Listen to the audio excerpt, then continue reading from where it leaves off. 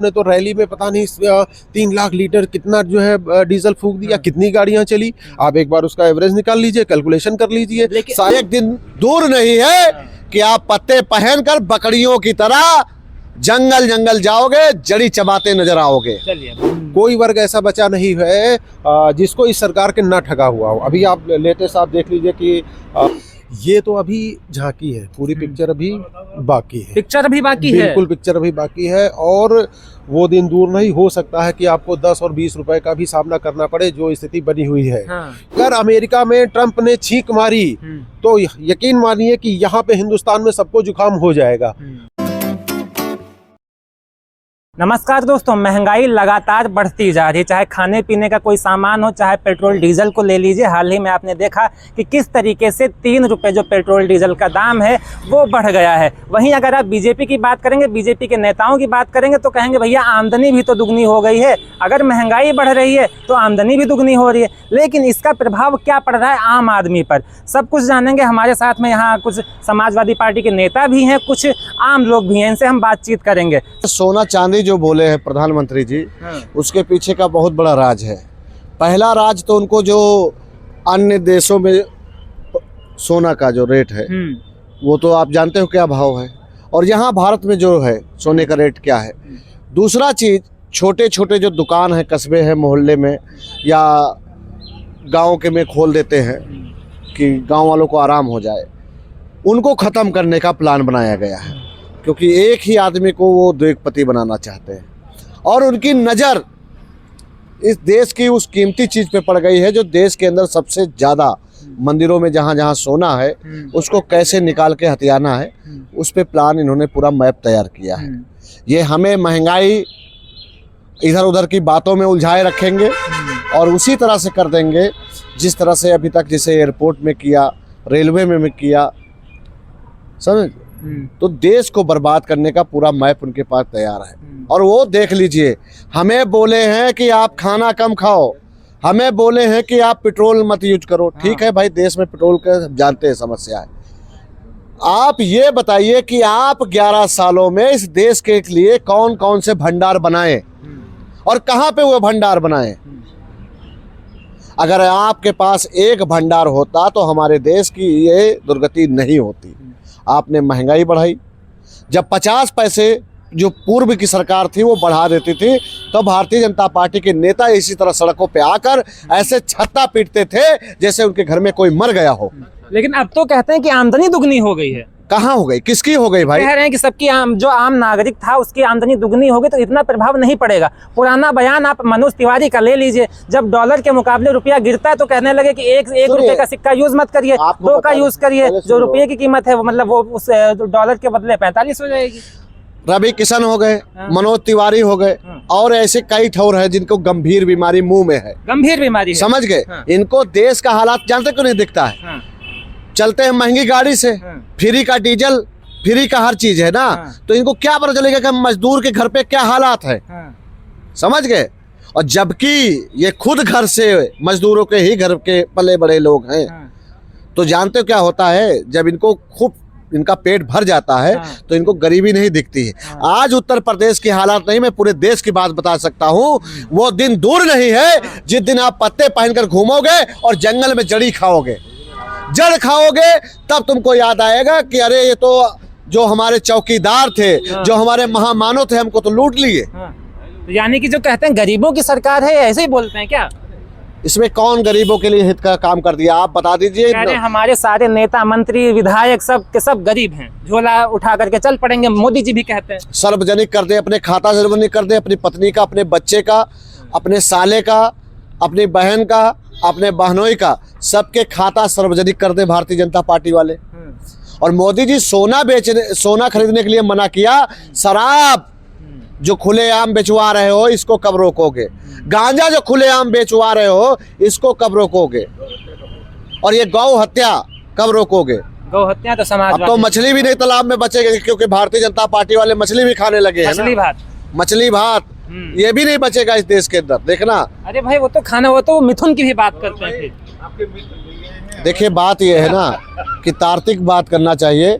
मैं बता रहा हूँ ये सरकार जितनी निकम्मी है, बस इतना आपके चरण के माध्यम से कहना चाहता हूँ, इस सरकार को अगर आप नहीं हटाओगे तो एक दिन दूर नहीं है कि आप पत्ते पहनकर बकरियों की तरह जंगल जंगल जाओगे, जड़ी चबाते नजर आओगे। चलिए बहुत बहुत शुक्रिया। अभी आगे बढ़ते हैं और भी लोगों से बातचीत करते हैं। गरीबों की सरकार है, गरीबों की सरकार में महंगाई बढ़ रही है, क्या कहना चाहेंगे? पेट्रोल डीजल के दाम बढ़ गए, आप सोना चांदी ले लीजिए उसके भी दाम बढ़ गए, खाने पीने की सामान के दाम बढ़ गए, गैस सिलेंडर का दाम बढ़ गया।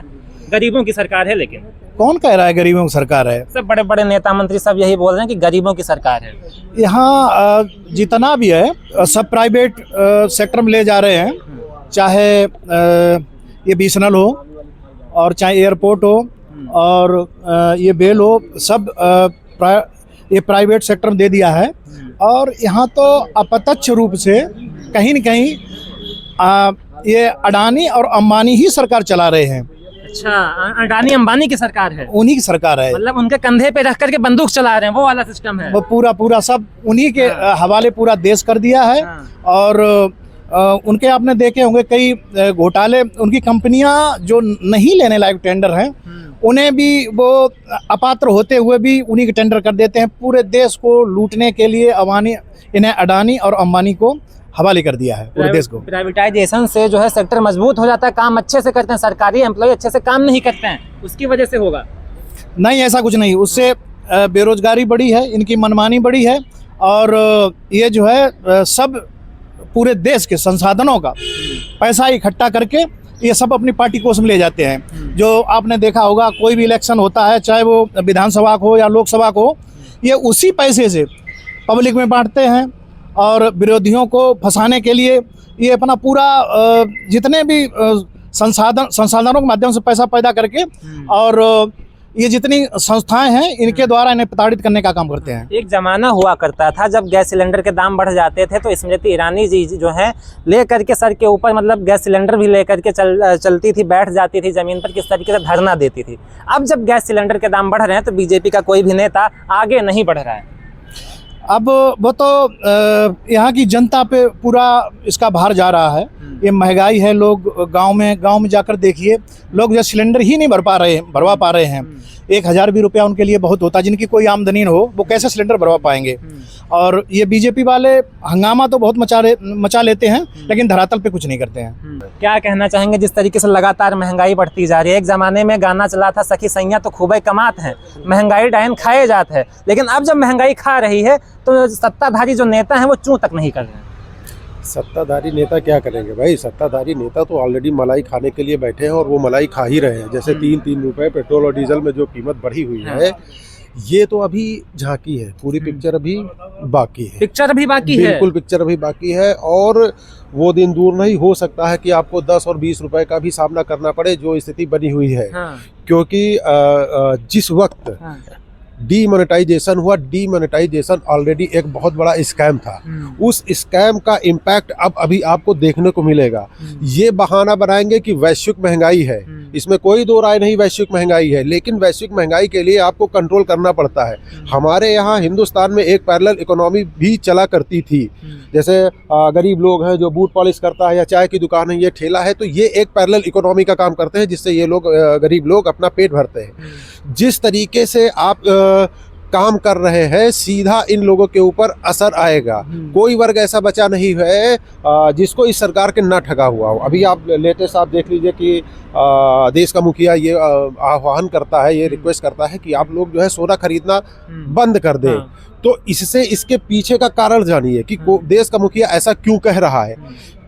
सही मायने में तो प्रधानमंत्री को पार्लियामेंट के अंदर जो भी रीजंस है वो बताने चाहिए। चीज़ों को छिपाने से कोई फायदा नहीं। आप हकीकत का सामना करिए, विपक्ष को आप कॉन्फिडेंस में लीजिए कि हम इस मुसीबत से गुजर रहे हैं। अभी लेटेस्ट शायद रिजर्व बैंक के मैनेजर ने भी यही कहा है कि हो सकता है कि महंगाई और आगे बढ़े। जैसे आपने डीजल का रेट बढ़ा दिया। पूर्व सरकारें क्या करती थी कि डीजल में आपको एक सब्सिडी मिलती थी और हैवी सब्सिडी मिलती थी। किस लिए सब्सिडी दी जाती थी? ताकि उससे एग्रीकल्चर वर्क में जो भी काम होता था, जैसे आपका सिंचाई हुआ, डीजल पंप चलना हुआ, ट्रैक्टर चलना हुआ, इसलिए सब्सिडी केवल डीजल को दी जाती थी। आपने क्या किया? पेट्रोल और डीजल को बराबर रेट में लेकर लाए हैं, लगभग दोनों का रेट बराबर है। अब क्या होगा, ट्रांसपोर्टेशन होगा। ट्रांसपोर्टेशन में सब्जी और ये दुनिया भर का जो भी सामान एक जगह से दूसरी जगह जाता है, तो इससे महंगाई ही बढ़ती है। और अब ग्लोबलाइजेशन का ज़माना है, ये इस समय ग्लोबलाइजेशन का ज़माना है। तो आप पूरे विश्व को एक छोटा सा गांव समझ लीजिए।